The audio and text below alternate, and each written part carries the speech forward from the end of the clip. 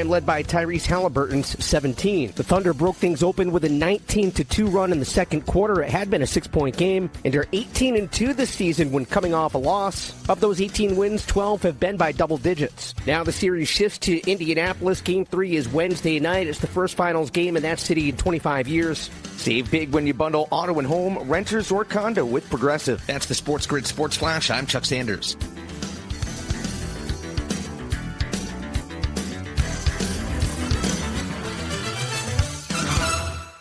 If there's one thing we know about, it's that they're not easy to shop for. Enter Kohl's. They've got everything from Nike golf gear to his favorite Levi's jeans. And you can save 20% on other finds like Flex Athleisure and Izod workwear. So if you're not sure what to get Dad for Father's Day, you know where to go. Shop Kohl's now.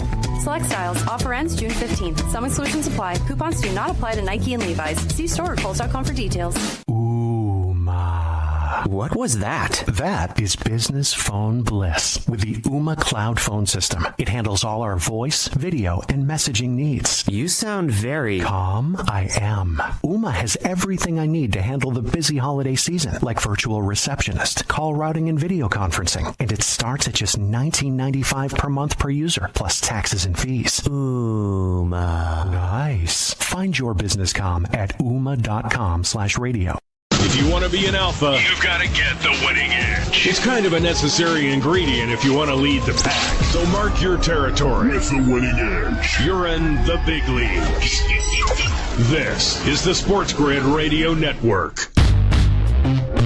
You're listening to Football Full Circle with Joe Lisi and Ben Stevens. A new week kicks off right here, right now, live on a Monday afternoon.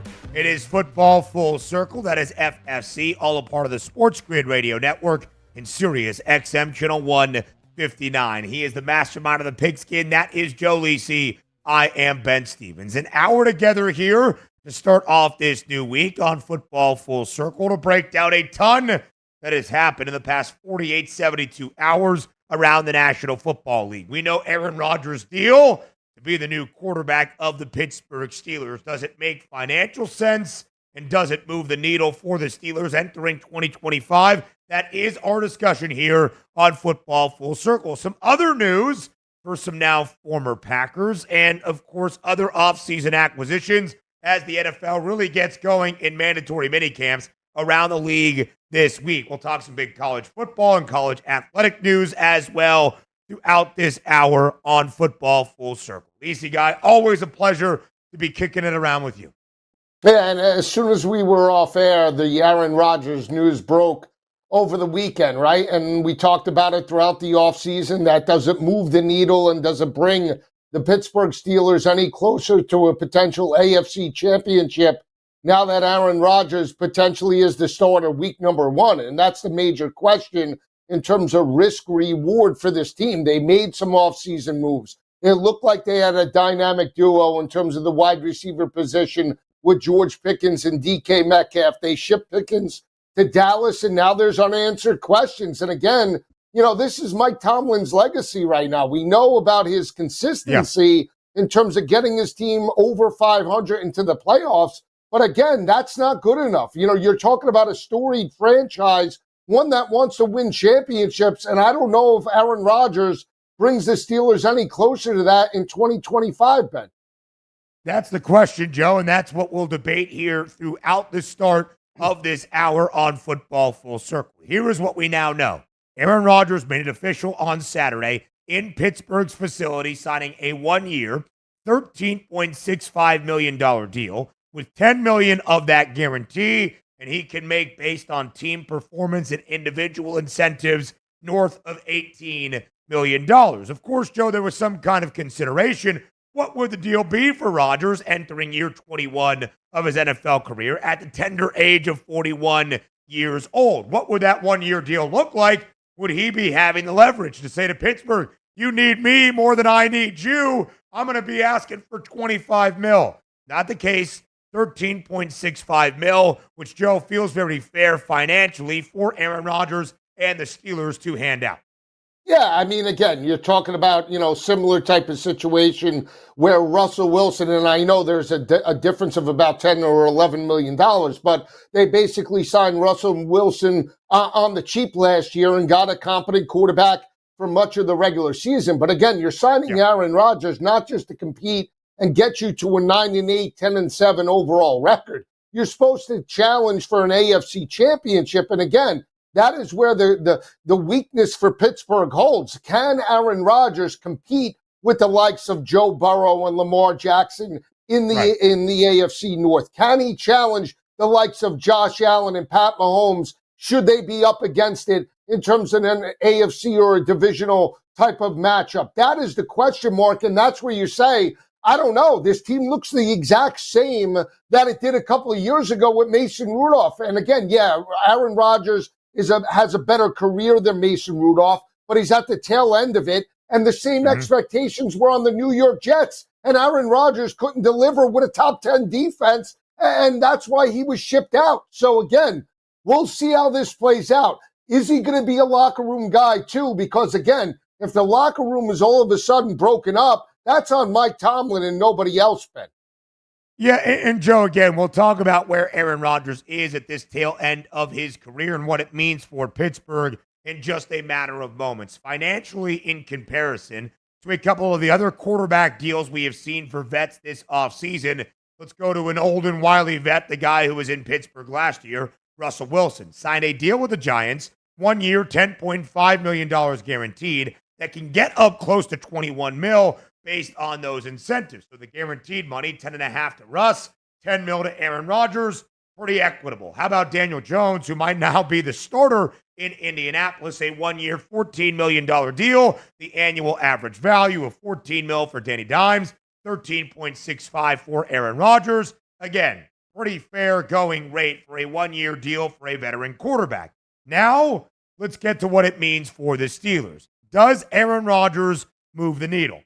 And move the needle, Joe, for Pittsburgh in a place where under 18 years of Mike Tomlin's reign, the standard is the standard. It's not above 500. It's not winning football. It's not 10-plus wins any longer. It is taking that next step to be a true AFC and postseason contender. Does Aaron Rodgers move that needle? Does he change that outlook for the Steelers? I would say no. It sounds like, Joe, you sound the same. Yeah, and again, let's use a similar type of situation which played out in Minnesota last year with Sam Darnold. Sam Darnold had one of the best regular seasons in terms of a Vikings quarterback, 36 touchdowns, right? He leads the team to a Week 17 matchup, Week 18 matchup against Detroit. He can't get it done. They go on the road on a neutral field and they get kicked in the chops by the LA Rams. So again, as good of a regular season as Sam Darnold had last year, he couldn't get them to a playoff win.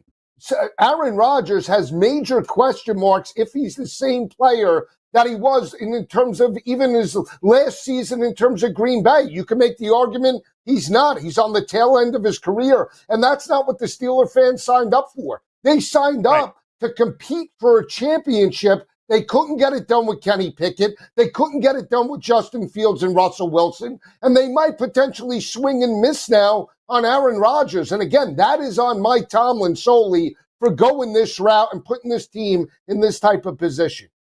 So let's talk about where Aaron Rodgers is currently based on what the Steelers had in their QB room. Mason Rudolph and a 6th-round draft pick in Will Howard. Joe, I do not believe Aaron Rodgers is even solidly above average any longer where he is in his NFL career, about to enter year number 21. Is he better than Mason Rudolph?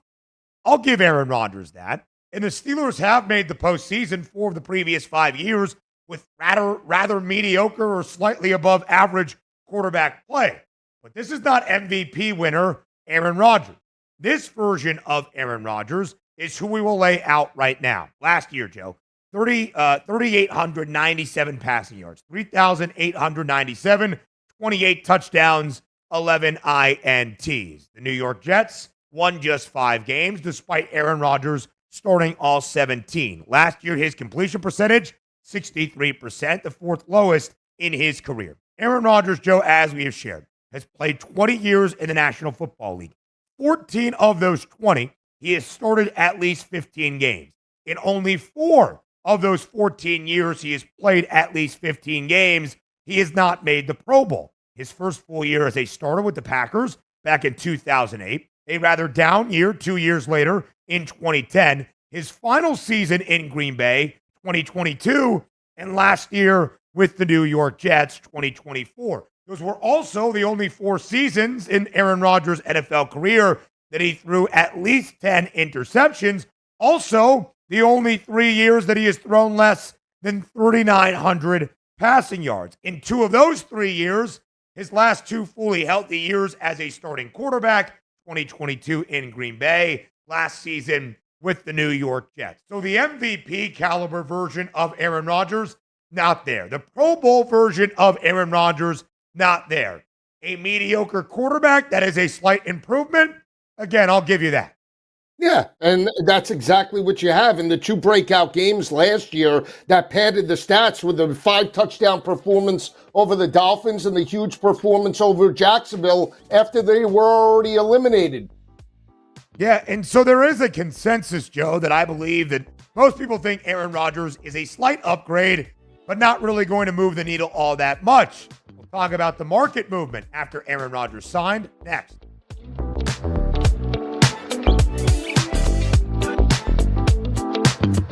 4 out of 5 scientists agree it's smarter to be on SportsGrid. And we're pretty sure that one scientist is still a virgin. He just gives that vibe. This is the SportsGrid Radio Network. With the SportsGrid News Flash, I'm Trey Westerberg. This update brought to you by Wendy's. A runaway pet zebra that was on the loose for more than a week in Tennessee and became an internet sensation was captured Sunday. Ed the zebra was captured safely after being located in a pasture near a subdivision in the Christiana community in central Tennessee. Video posted by law enforcement shows Ed wrapped in a net with his head sticking out as he is carried by helicopter to the trailer. Ed arrived in Christiana on May 30th. His owner reported him missing the next day. President Donald Trump is deploying 2,000 California National Guard troops to Los Angeles over the objections of Governor Gavin Newsom after a second day of clashes between hundreds of protesters and federal immigration authorities. Confrontations broke out on Saturday near a Home Depot in the heavily Latino community of Paramount, south of Los Angeles, where federal agents were staging at a Department of Homeland Security office nearby. The White House announced that Trump would deploy the Guard to, quote, address the lawlessness that has been allowed to fester. I'm Trey Westerberg with the SportsGrid News Flash. When you switch to Progressive and bundle your home and auto, you could save hundreds, and that's a surprising amount of money. Whoa, that's like farmer's market money. That's like give me a gallon of that locally sourced raw honey money. That's certified organic heirloom tomatoes in every imaginable color except red money. That's let's get 2 pounds of pink oyster mushrooms money. I'm not even sure I like pink oyster mushrooms. Guess it's time to find out, because you could save hundreds when you switch to Progressive and bundle. Then the world is your pink oyster mushroom. Progressive Casualty Insurance Company, affiliates, and other insurers. Not available in all states. When you partner with CDW, your people get more out of technology.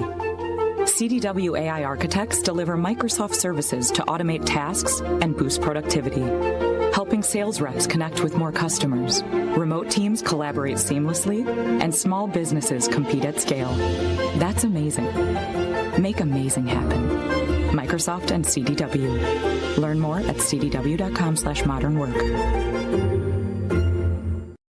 There's something you should know and always remember. SportsGrid does not increase luck. We're your unfair advantage for the latest sports gaming information. If you're looking for luck, go find a horseshoe. This is the SportsGrid Radio Network. You're listening to Football Full Circle with Joe Lisi and Ben Stevens. Can Aaron Rodgers lead the Pittsburgh Steelers to a winning record in 2025? Can Aaron Rodgers lead the Pittsburgh Steelers to a playoff berth in 2025? Heck, can Aaron Rodgers elevate the ceiling enough in the Steel City to make the Steelers an AFC contender? Those are our questions here on Football Full Circle. Joe Lisi, win total for Pittsburgh entering 2025, 8.5. The under has the juice. It's minus 135. Did that number change after the signing of Aaron Rodgers this weekend? No. Aaron Rodgers to lead the Pittsburgh Steelers to the postseason, plus 148, minus 184 to the no. That means the odds makers think the Steelers are more than likely to miss the playoffs in 2025. Did that number change after the addition of Aaron Rodgers? No. The Pittsburgh Steelers to win the AFC Championship, 22-1 this upcoming season. Did that number really change outside of more than maybe $1 here or there after the acquisition of Aaron Rodgers? No. So, Joe, I ask you, what does Aaron Rodgers change, if anything, for Pittsburgh this upcoming NFL season? Nothing. I think it just changes, having a veteran quarterback that Mike Tomlin could say is an upgrade from Mason Rudolph, and that's it. Again, they're hoping that this team could find enough breaks defensively and potentially just stay within games and within margin where they could pull games out, potentially in the fourth quarter. But I keep going back to this and saying, let's look at the measuring stick for the dominant teams or the front-running teams in the AFC. Pat Mahomes, elite quarterback. Josh Allen, elite quarterback. Joe Burrow, elite quarterback. And obviously Lamar Jackson, a two-time MVP. Does Aaron Rodgers close the gap on any of those four teams? Absolutely not. So if you go up against those four teams, not just in the regular season, but in terms of a playoff atmosphere, especially on the road, you hope that your quarterback can pull the games out and obviously bring you an AFC championship. I think if we had a bet right now, we would put our money on all four of those teams outside the Pittsburgh Steelers. So again, that's what it comes down to when you bring in Aaron Rodgers. You bringing in a veteran like that, a Super Bowl winner, it's to bring you over the top. It's not to maintain the consistency that you had with Kenny Pickett and Mason Rudolph and any of the other garbage quarterbacks. Even Ben Roethlisberger at the end of his career, you knew they were plateaued out. They tapped out. They couldn't get over the hump. That's why they moved on, and Ben Roethlisberger went into retirement. So unless you could get higher than that ceiling, they're not going anywhere, Ben. And you certainly can't bet on them over the 8.5 or take a shot 22-1 because their defense isn't dominant either. Yeah, Joe, you could have asked me well before the signing of Aaron Rodgers, even Mason Rudolph, heck, even some glimmer of hope out of Will Howard. Do I think the Pittsburgh Steelers would win at least 8 games? Yeah, because you'd have to be an idiot to bet against that right now based on the 18-year sample size of Mike Tomlin. Of course, never fewer than 8 wins, never a losing record. And they have done so with a rotating cast and crew at the QB spot that is a who's who of mediocre quarterback play the last 4 seasons. Kenny Pickett, Mason Rudolph, Mitchell Trubisky, Duck Hodges. Last year, even Russell Wilson and Justin Fields, who probably had the Steelers at a stage they did not expect to be come mid-December. And, of course, we saw how the year ended out in 2024 for Pittsburgh. So, Joe, do I believe Aaron Rodgers can lead the Steelers over the win total of 8.5? Sure. Am I betting it? No. Would I be stunned if Pittsburgh went 10-7 and earned a wild card spot in the AFC? Maybe slightly surprised. Would I bet on it? No. But would I be stunned? No, I wouldn't be. But to me, that will not define success for the Steelers in 2025, for Aaron Rodgers and more than likely his lone year in the Steel City, nor for Mike Tomlin in year number 19, if he should even return to see a 20th to lead this Pittsburgh organization. You know what would be success in that next step now for the Steelers? Winning a playoff game for the first time since 2016. This is the Pittsburgh Steelers we are talking about, Joe. A team that has seen the postseason 4 of the previous 5 years with rather mediocre quarterback play, and yet has not won a playoff game since 2016. That was the last season that Pittsburgh reached the AFC Championship. If Aaron Rodgers can change that narrative, tip of the cap, I was wrong. I just don't see that being the case, Joe, for Pittsburgh in 2025. And frankly, anything short of that, I think Steelers fans are going to be upset. Yeah, and again, you're promised something, right? It's like, okay, Steeler fans are promised an above 500 record for the most part. That has been the consistency for Mike Tomlin. That's great. Okay, so we got to step 1. Step 2 and step 3 are obviously an AFC championship and Super Bowl title. And when you look at it and you look at the sell job, in order for them to achieve that, you would say that Aaron Rodgers and the team as a whole need a magical run. They would need everything to fall into place. They would need to catch lightning in a bottle. They're certainly not doing it with the moves that they have put this team in a position entering the week number 1 of the 25 season and campaign. They haven't done that. And again, when you look at identity right now for Pittsburgh, you say, okay, the years that they won and challenged for AFC championships, They could run the football. They had a veteran quarterback, and they had a top 10 stellar defense. That is not the case anymore. Teams are ripping that secondary, and teams are abusing them on the ground, through the air. So there's no guarantee that the Steelers, from a defensive perspective, are going to challenge the elite teams in the conference. And when you add in now Aaron Rodgers and his inconsistency, you're just spinning your wheels. You're stuck in neutral. That's why the number hasn't moved, Ben. If the books legitimately thought that they were closer to an AFC championship, we would have seen that number go down the way it did with the Jets number. We saw the Jets at like 20-1 when Aaron Rodgers signed. It was 9-1 and 10-1 respectively within a heartbeat. That hasn't happened. The numbers for Aaron Rodgers, Joe, fascinating. 3,300 and a half. His season-long passing yards prop. It is a number. We talked about those 14 years for Aaron Rodgers. He has played at least 15 games. It is a number he has gone over every single time. I think he can go over that, but a Steelers quarterback has not thrown for more than 2,500 passing yards individually since Big Ben's final year in 2021, and that was a little bit more than 3,700. We will finish out our conversation on Pittsburgh next.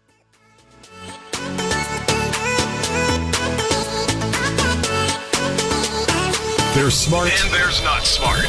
Not smart is hope as a strategy. It's smarter to be on SportsGrid. Keep it here and win. This is the SportsGrid Radio Network. The SportsGrid Radio Network presents This Date in Sports History. 1985, the NBA Championship. The LA Lakers beat the Boston Celtics 111-100 for a 4-2 series victory.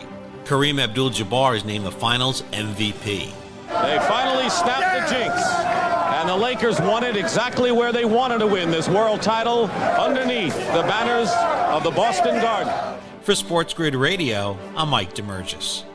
The Technology Minute with George Capalbo. New University of Geneva research suggests AI better at understanding human emotional intelligence than most humans. Is this Tech Minute about something serious, or are you just really, really good at pretending? No, 6 generative AIs actually tested 30% better than humans on standard emotional intelligence tests. If nothing else, I'm really good at creative guessing. Even wilder, AI generated new emotional intelligence tests from originals as useful as the ones humans took years to develop. It's like a party where I know everyone but don't remember their name. Meaning AI might replace human psychologists, but only when supervised by humans. For now, anyway. My deepest fear, knowing the answer 5 minutes before I'm asked. Follow me at Capalbo on X and stay tuned to The Technology Minute for more cool stuff like this. Sports Rage tonight. They don't get rattled. They don't panic. If you're the Oilers, you need to be up 3-0 on them. This is like killing Michael Myers. You're trying to kill Jason here. You can't just chop his head off. You need to then get the chainsaw out. Yeah. And then after that, you need to set the arena on fire. It's never enough. It's Sports Rage tonight with Gabe Morency. Weekdays, 10 p.m. Eastern, 7 Pacific on the SportsGrid Radio Network. There comes a point when the chips are down. To coin a phrase. When the only thing you can do is stop and wait. Do you want to face that moment prepared or rely on luck? Get the winning edge. This is the SportsGrid Radio Network. You're listening to Football Full Circle with Joe Lisi and Ben Stevens. Live right here on Football Full Circle, it's FFC. That's the mastermind of the pigskin, Joe Lisi. I am Ben Stevens. Lisa Guy, ultimately, if I had you bet a number on the Pittsburgh Steelers, you and I have both shared our thoughts on if not really Aaron Rodgers changes things this season in 2025 for Pittsburgh. So if you had to bet one of those prices, whether a good bet to improve or produce in a positive way or to miss out on something, playoffs under the win total of 8.5, what would your first bet be on the Steelers even after the addition of Aaron Rodgers? I'm gonna do exactly what I did with the New York Jets, and this is like maybe an alt market, but I have a better feel that they would go under 6.5 wins at plus 220 than I would anything else. You know, when you look at obviously the negative minus money for them to miss the playoffs, I don't want to do that. But again, the expectation is Aaron Rodgers is the savior, and that's the hope for Arthur Smith and Mike Tomlin and all the Steeler faithful. But it has a better shot of being exactly what we saw with the New York Jets, where it's Aaron Rodgers' way or no way. He's not a locker room guy. He disrupts the locker room, segregates it, and all of a sudden this team has a better shot of being 5-12 than they do of 10-7. And again, I know Mike Tomlin does it right, but with Aaron Rodgers in the mix and knowing that he's at the end of his career and he wants things a certain way, he has a better shot of being frustrated, tormenting everybody. I would go under the 6.5 wins at plus 220. I think it's a really good look, Lisa Guy, because in terms of finding value on Pittsburgh, either this thing is exactly what we have always seen under Mike Tomlin, 9-8, 10-7, maybe a playoff price, but you and I don't really believe in that, or it's a disaster, right? And it wasn't as though he led the New York Jets to the playoffs. That was it. No, the Jets have still missed out on the postseason 14 consecutive years. And, Joe, it wasn't even like in his fully healthy year they missed out, but they won their final 3 to get to 9-8. Oh, shucks. It was just a very difficult AFC. They were a 5-win football team. They were abysmal, 5-12. And Aaron Rodgers started all 17 games. In the defense, up until they fired Robert Saleh and put Jeff Ulbrich in there, was a pretty darn solid unit that just really started to leak oil because the offense couldn't give you anything. And it wasn't Aaron Rodgers throwing for 2,600 yards. It was Aaron Rodgers flirting with 4K and 28 touchdowns, but with 11 interceptions. And yet, the New York Jets were still just a 5-12 football team. So, Joe, the bet I would make is actually laying the minus 184 for the Steelers to miss the playoffs, because there's a part of me that thinks they could go 9-8 with Aaron Rodgers, but I don't think that's good enough in the AFC that we expect for 2025 to be a playoff team. But I like that look, Lisa Guy, where this could be fine. Aaron could play 14, 15 games, but they're just not a very good football team. So 6-11 makes a lot of sense with some plus money in that perspective, Joe. I do like it. And the one thing I will just say to the notion of what Lisi was alluding to, Aaron Rodgers comes to Florham Park. The idea for the Jets is playoffs, conference championship, or bust. It was a huge bust. But all of that is notoriety. All of that is attention. The one thing you could say for Mike Tomlin, he has been the controlling facet in this Steelers organization for basically the last 20 years. And especially after Big Ben, it's been Mike Tomlin. So even with the mediocre quarterback play, it's still Mike Tomlin. Does the focus change from Tomlin if things are bad to the enigma that is Aaron Rodgers? It's one thing when it's Duck Hodges or Mitch Trubisky or Mason Rudolph to be like, yeah, what did you expect us to do? It's another thing, even if his play is slightly above average and not the 4-time MVP winner, when it is the individual and the name that is Aaron Rodgers. Joe, this could get really interesting if things go south early. Yeah, and this is why I say potentially could be Mike Tomlin's last season in Pittsburgh. Maybe. Because we talk about legacy, we talk about resume, and again, if things do go off the tracks and off the rails, the only person that's going to have to answer to it is Mike Tomlin, because again, this was his decision and he allowed this situation to play out. And again, you remember last year, Woody Johnson wanted to get rid of Aaron Rodgers after the third week. And then after Aaron Rodgers throws 3 picks in London against Minnesota, instead of getting rid of Aaron Rodgers, they get rid of Robert Saleh. Complete joke.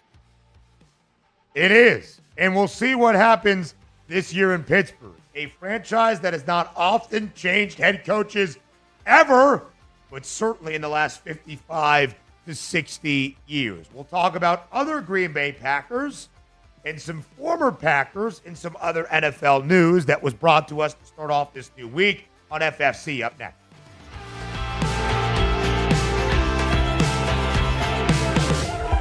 The winning edge. You've got it. But not everybody has it, because not everybody listens to us. But we're working on that. This is the SportsGrid Radio Network. Progressive presents the SportsGrid Sports Flash. I'm Chuck Sanders. The Texas Longhorns captured the Women's College World Series championship with a 10-4 win in Game 3 on Friday. It's the first national title for the Longhorns, who took Game 1 by a 2-1 count and then fell in Game 2, 4-3 against the Red Raiders. The Longhorns wasted no time in Game 3. They put up 5 runs in the top of the first and 4 more in the fourth. NBA Finals, Game 2 on Sunday. Oak City tied things up at a game apiece with a 123-107 win. Now the series shifts to Indianapolis. Game 3 is Wednesday night. Stanley Cup Final, Game 3 tonight. Oilers and Panthers in Sunrise, Florida. The defending champion Panthers even the series up at a game apiece with a 5-4 double overtime win on Friday after the Oilers took Game 1 4-3 in overtime. Save big when you bundle auto and home, renters, or condo with Progressive. That's the SportsGrid Sports Flash. I'm Chuck Sanders.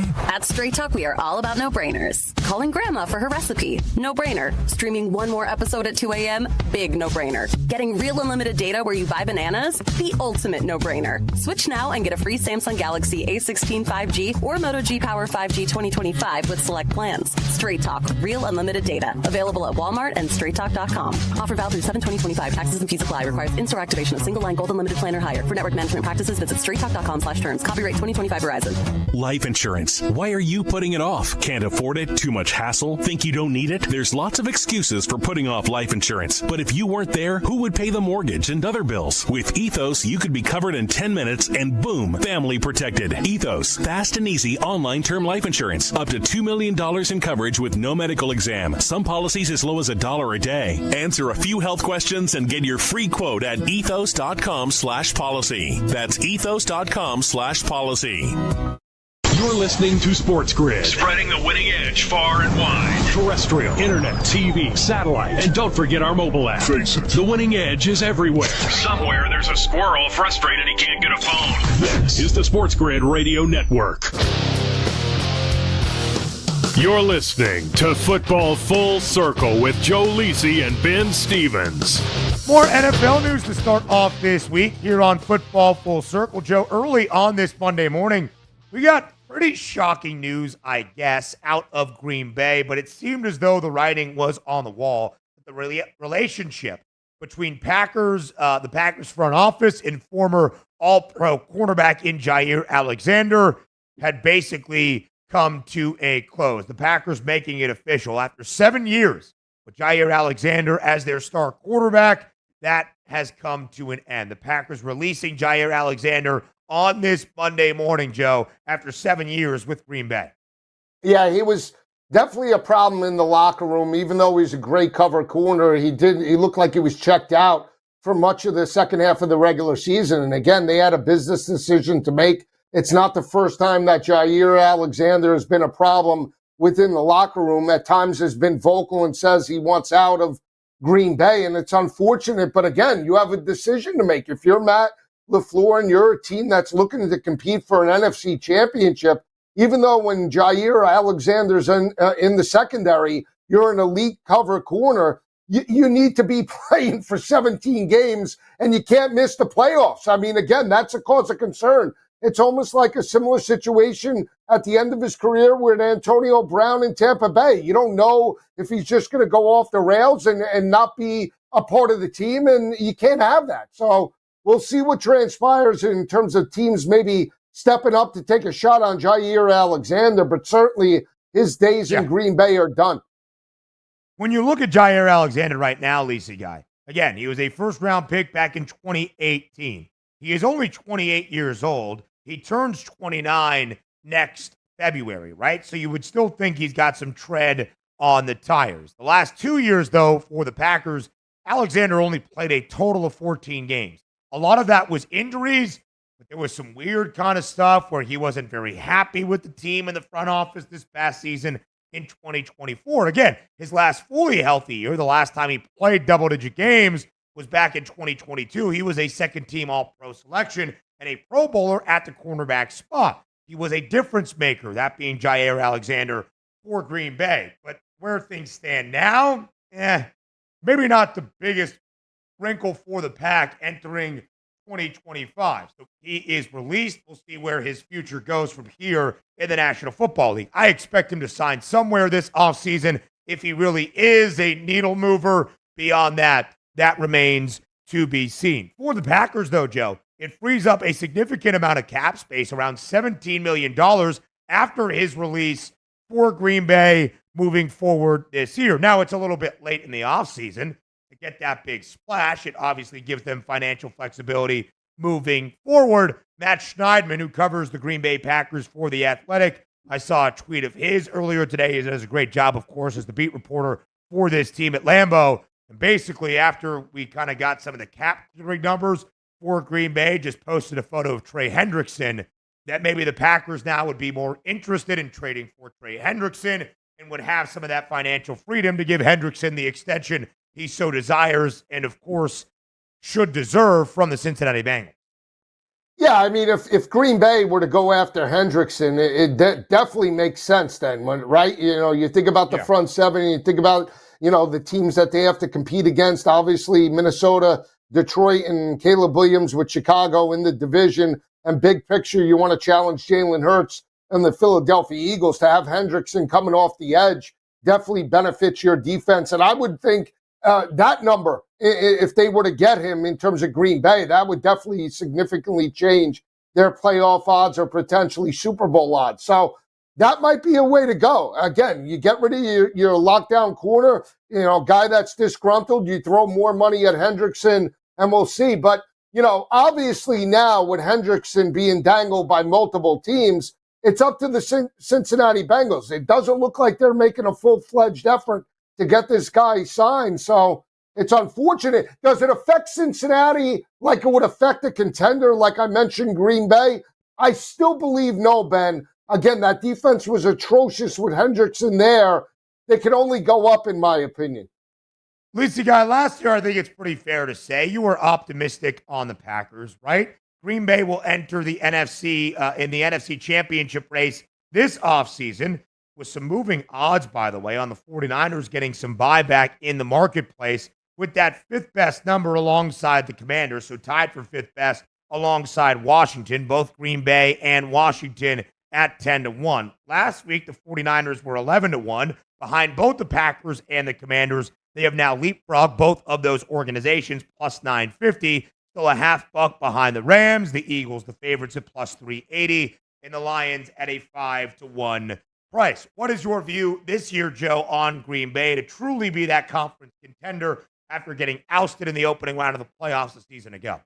Well, I was high on Jordan Love, right? And obviously the injuries to Jordan Love started week one with the loss to the Eagles really affected, I think, their consistency. But when you look at the two games against Detroit, there's the one in Lambeau, they got abused, and the one in Ford Field, they couldn't pull out that 3-point loss against Jared Goff and the crew. That is the measuring stick right now. Can they close the gap on Detroit in the division? I think they can. But the problem is, and you saw it in terms of the loss to the Philadelphia Eagles, they do not have an answer in terms of will they trail and come from behind when Josh Jacobs is contained, right? When Philadelphia contained that rushing attack, we didn't see the consistency in the passing game from Jordan Love.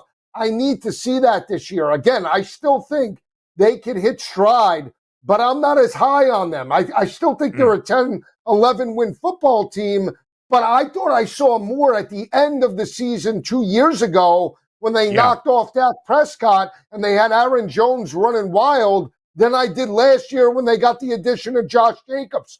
Too heavy when it came to Josh Jacobs in critical times, and I need to see more balance out of LaFleur this year before I buy in. Of course, there was some hope that they would add in the wide receiver room. They draft Matthew Golden with their first-round pick for the draft that was in the parking lots of Lambeau Field. The first time the Packers have drafted a wide receiver in the first round since pre-Aaron Rodgers. That dates back to 2005. Will that be enough? Will that increase the play of Jordan Love? Josh Jacobs back for another year. A defense that was good to start under Jeff Hafley, but then kind of regressed toward the tail end of a season ago. Joe, there's a lot of people looking at the Packers as that true contender to the Detroit Lions in the NFC North at plus 270. Second best price on the pack.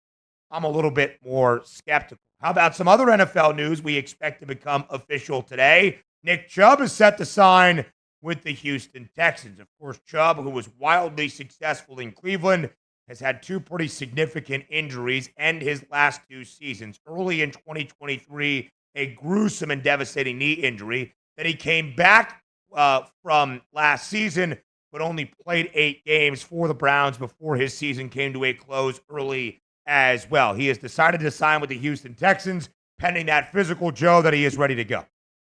Yeah, and to, benefit Joe Mixon as a change of pace, thunder and lightning in regards to that could be used in short yardage and goal line situations, much bigger than Joe Mixon in terms of that situation. I think he benefits the Houston Texans. You're getting him on the cheap. He's a gamer. He's a blue-collar type of guy. In terms of locker room and workout, Nick Chubb is legit. So, again, not bad, not a bad sign. Does it bring the Houston Texans any closer to potentially an AFC championship? No, that hinges on the receivers, right? Can Nico Collins and can that group stay healthy? And can the offensive line hold up to protect C.J. Stroud?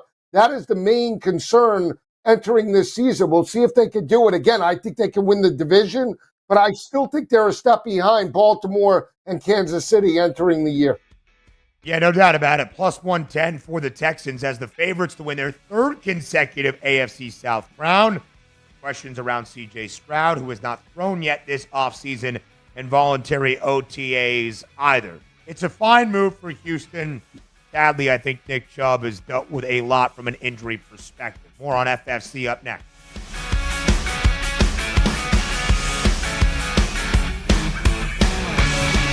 We're not saying every SportsGrid listener is a legend, but you might start thinking about who's going to play you in the movie.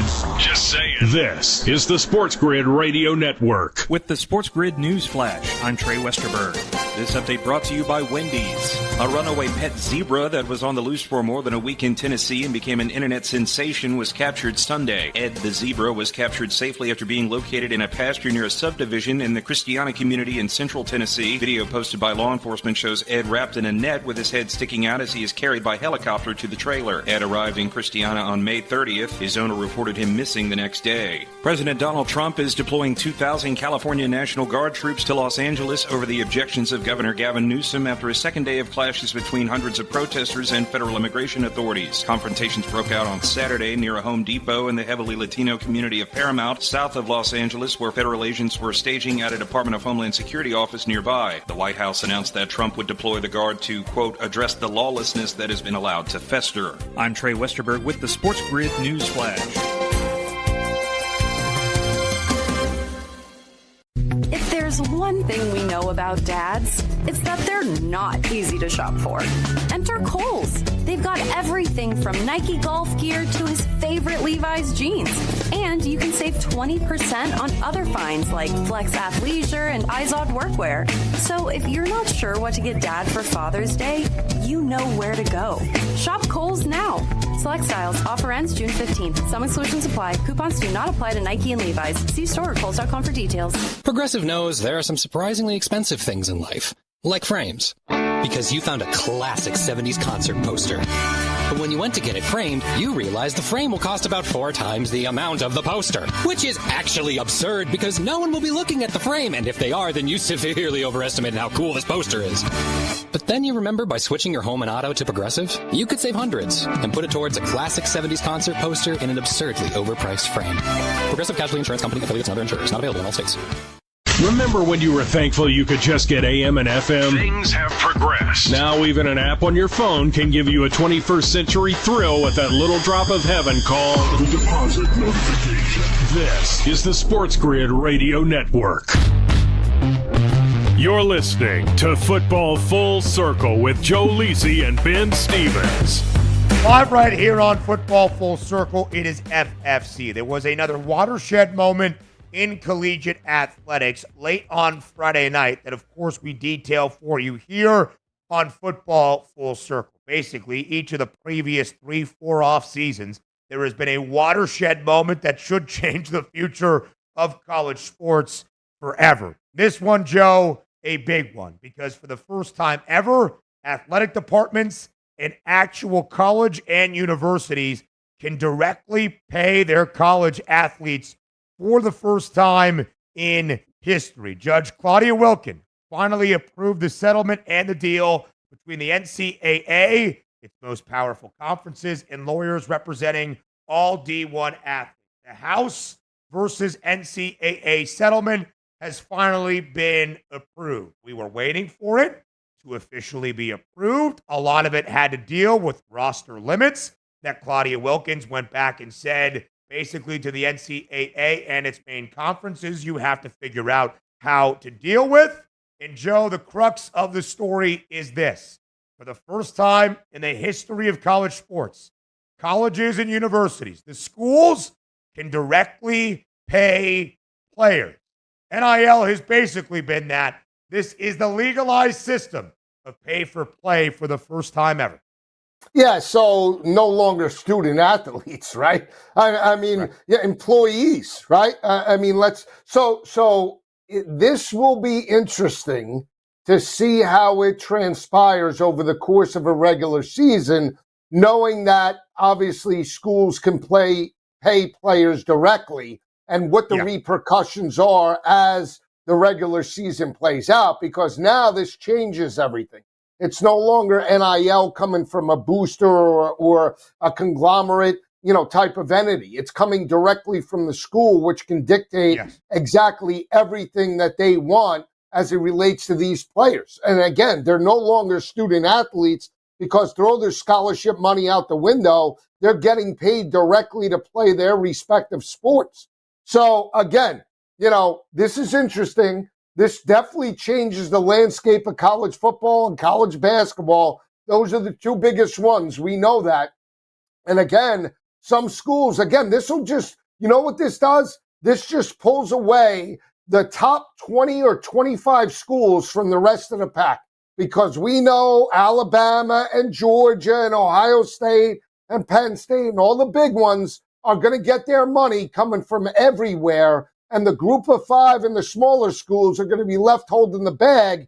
And some schools and organizations might not even be able to field a team because they can't keep up to the pay that's going up at the top 50 schools in the country. And that's a very fair point, Joe. Again, from the financial perspective, here is what the settlement now approves. The NCAA will pay nearly $2.8 billion.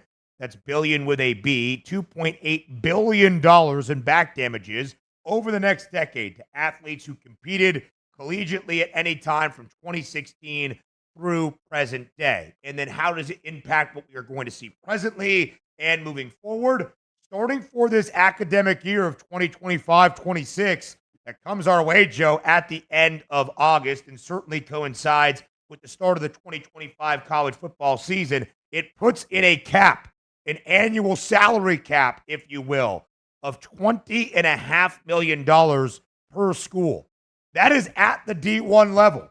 But there are, of course, varying athletic department endowments in money and financial flexibility at the biggest of the big guns, in the big two of the Power Four, and our other FBS conferences throughout Division I collegiate athletics. Of course, most of that share of $20.5 million is going to go to college football first and foremost, then men's college basketball, women's college basketball, so on and so forth. They have already figured out the structure of how that will trickle down, but it will vary within athletic department from school to school, even within the same conferences, Joe, let alone around the nation, conference to conference.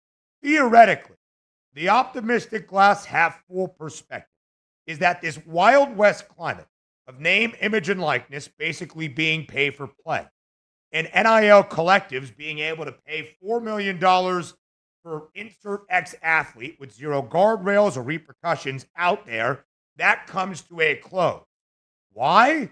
Because as a part of the House settlement, Deloitte, one of the big four, Deloitte will act as an enforcement arm, Joe, of an NIL clearinghouse. So all of these NIL deals will have to go through NIL Go. That is the name of the clearinghouse, of course, to be approved. And if they are not, they can be disciplinary and punish NIL collectives through these athletic departments. That is the supposed benefit, Joe. That instead of NIL collectives and their own privatized money, the direct payment is coming through schools. Now, that's all well and good. That is the optimistic view. As we have seen, though, when the NCAA tries to challenge something in court, they've been getting smacked around. For the first time, an NIL collective feels as though it's being unfairly disciplined by Deloitte in this NIL clearinghouse. We probably go back to court, making some of that discipline that we expect to stand the test of time kind of fly out the window. Yeah, and again, I'll tell you what, academics, if they are tied to any of these deals, that's it. There is no arbitrary type of decision. Once they could say you don't have a recommended 85 in a class or a B average, where you're not playing. You lose out on the money, you lose out on everything, and that's it. It's an enforcement coming from the employer that all of a sudden can ruin everything. So again, the players need to understand now this is different. This isn't, Chip Kelly or not Chip Kelly, but, Brian Kelly or another coach, Kalen DeBoer saying, hey, guess what? You can't play. This is coming down from your employer that's directly paying you now. That's a different landscape that these players have to get used to. Right. Are there any contractual obligations? Not necessarily. We still don't have those standard agreements in place. There's not exactly a negotiated CBA either between the athletes and these universities. It is just direct payment to players from the schools themselves for the first time. Further ramifications come your way next on FFC.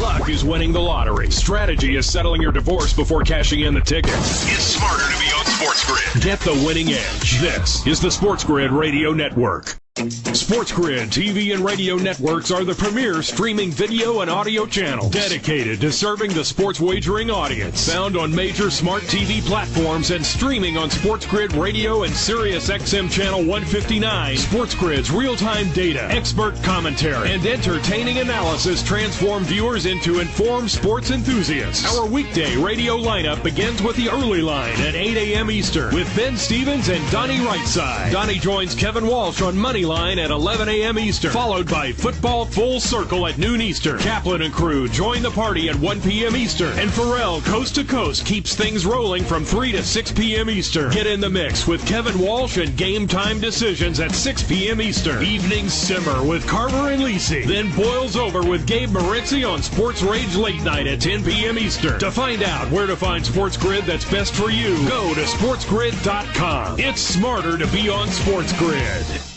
Imagine combining the exciting investment opportunity of cryptocurrencies with the power of artificial intelligence to maximize your IRA, 401k, or other investment funds. Listen, if you're looking for ways to accelerate your retirement growth, Block Trust IRA has market-leading strategies and solutions for all levels of investors, from $1,000 to millions. And they partner with Bitcoin Magazine's #1 crypto trading fund in the world to maximize your returns. Plus, their team of IRA specialists is here to help you roll over your IRA or qualified retirement account to the new world of cryptocurrency investments.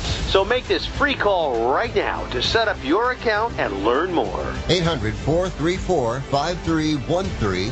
800-434-5313. 800-434-5313.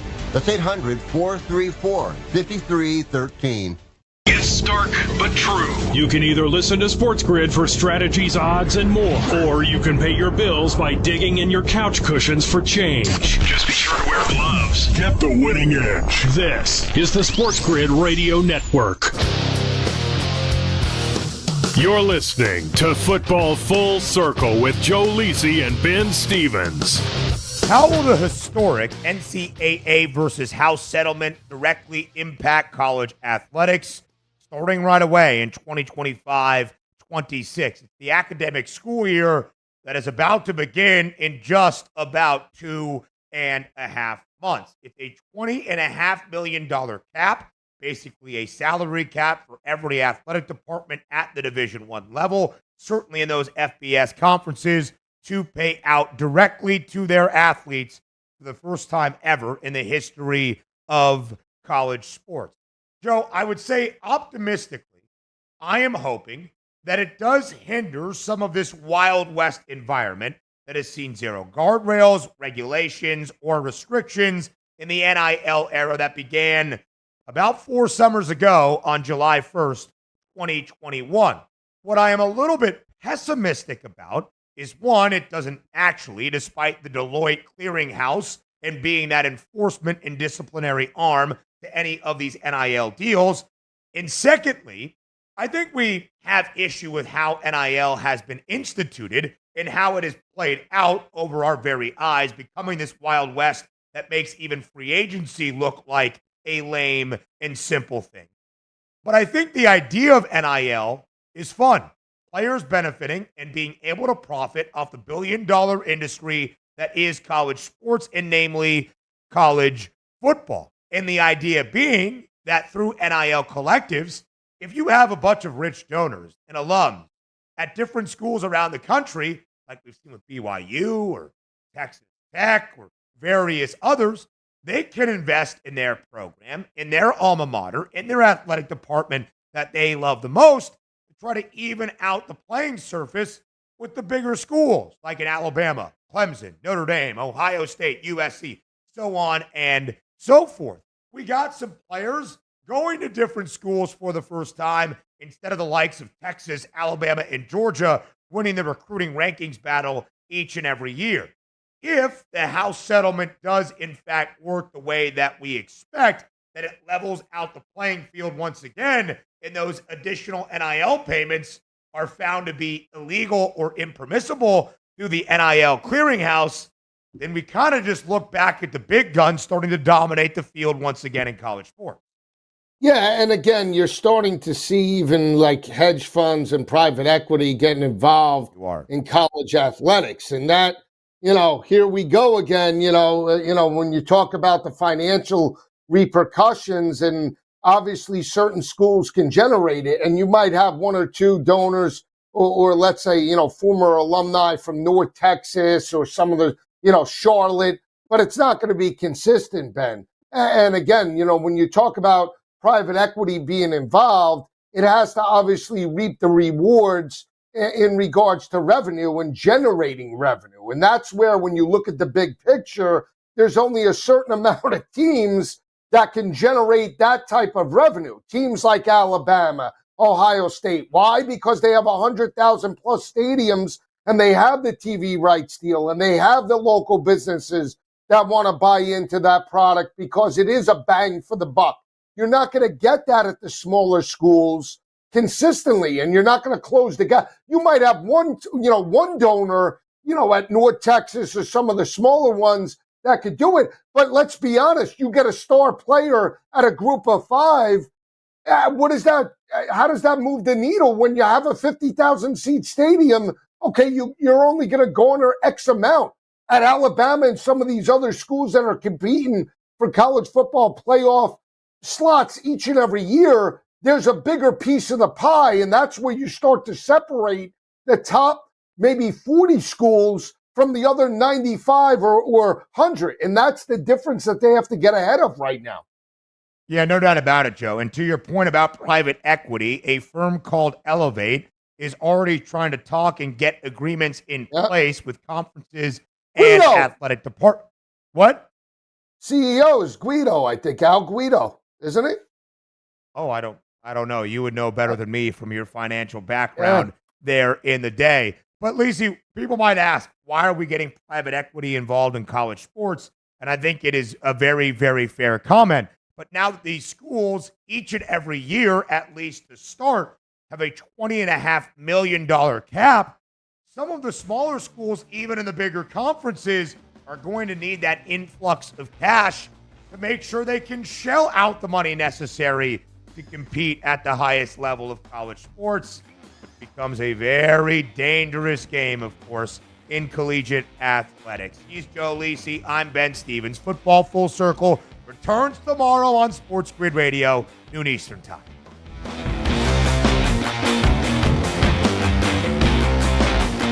Now you've done it. You've You found the advantage for gaming, odds, and more.